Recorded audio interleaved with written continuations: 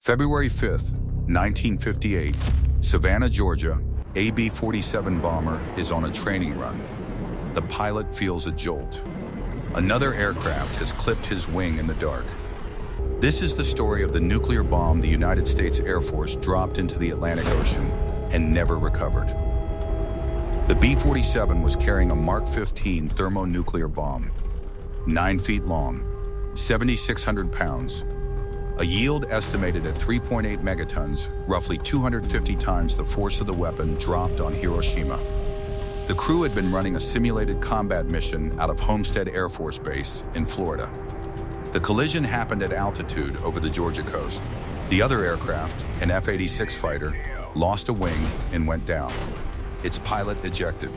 He survived. The B-47 did not go down. Not yet. The bomber was badly damaged. Its bomb bay doors were jammed. The bomb was still on board. The crew limped toward Hunter Air Force Base outside Savannah. But the aircraft was unstable, and the landing gear wasn't cooperating. A crash landing with a live thermonuclear weapon aboard was not an option anyone wanted to consider. So the aircraft commander, Major Howard Richardson, made a decision. He would jettison the bomb into the water before attempting to land. The target was a shallow area of Wassaw Sound, just off Tybee Island. Uninhabited, tidal, about 7,200 feet of open water below. Richardson dropped the Mark 15 at low altitude. No detonation. The bomb entered the water and disappeared. Richardson brought the crippled B-47 in and landed safely. The search began immediately. The Air Force deployed Navy divers, sonar equipment, and search vessels to Wassaw Sound. The operation ran for weeks. They found nothing.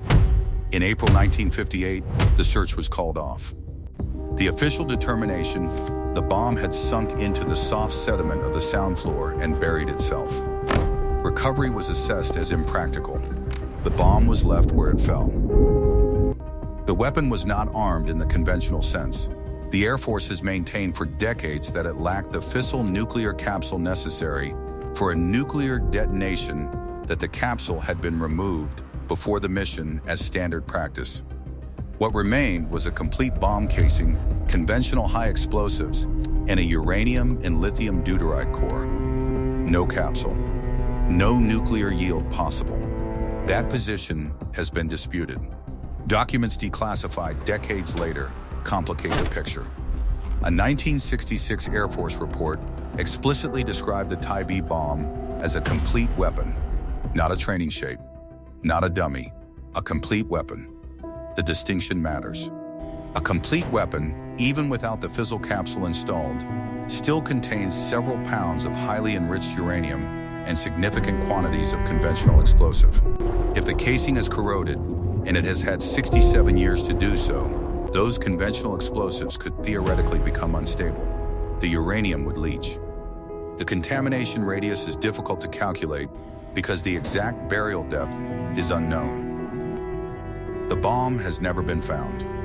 In 2001, a retired Air Force colonel named Derek Duke claimed he had located it using a handheld radiation detector. He identified a site near Tybee Island that registered elevated readings. The Air Force investigated. They found nothing significant. In 2004, the Air Force conducted a formal assessment and concluded the bomb posed no significant threat to the public. The report recommended the weapon remain where it was. Retrieval, they said, would be more dangerous than leaving it alone. The people of Tybee Island have a different view. Local researchers and officials have pushed for decades for a more thorough search. The sound floor is sediment. It shifts. The bomb could have moved. It could be deeper. It could be closer to the surface than anyone thinks.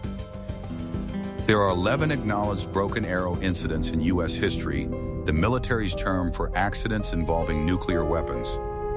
Tybee is the only one in which a weapon has never been accounted for. The others were recovered, destroyed on impact, or otherwise resolved.